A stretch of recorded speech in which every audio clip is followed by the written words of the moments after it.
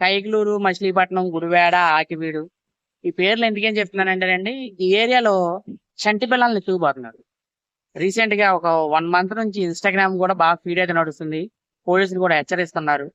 So మీ పిల్లల్ని మీరు చాలా జాగ్రత్తగా కాపాడుకోండి. చంటి పిల్లలు ఎక్స్ప్రెస్ సంవత్సరం పిల్లోడు, 2 సంవత్సరాల పిల్లలు, అలాగే 4 సంవత్సరాలు, 5 సంవత్సరాలు ఉన్న పిల్లలు కూడా దొంగలు ఎత్తుకుపోతున్నారు పిల్లల్ని. ఎందుకనంటే పిల్లలు లేని వాళ్ళకే పిల్లల్ని అమ్మేస్తున్నారు ఈడ తీసుకెళ్లిపోయి. ఒక కేసు కూడా మనం చూస్తున్నాం టీవీల్లో వాటిల్లో.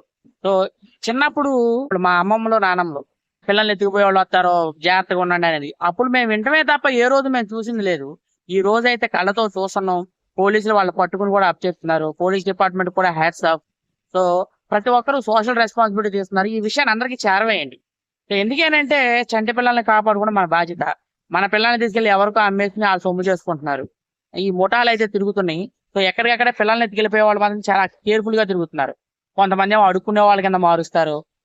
కొంతమందిని ఏమో పిల్లలు లేని వాళ్ళకి ఏమో అమ్మేస్తున్నారు. సో ఇలా అయితే జరగడమే జరుగుతుంది.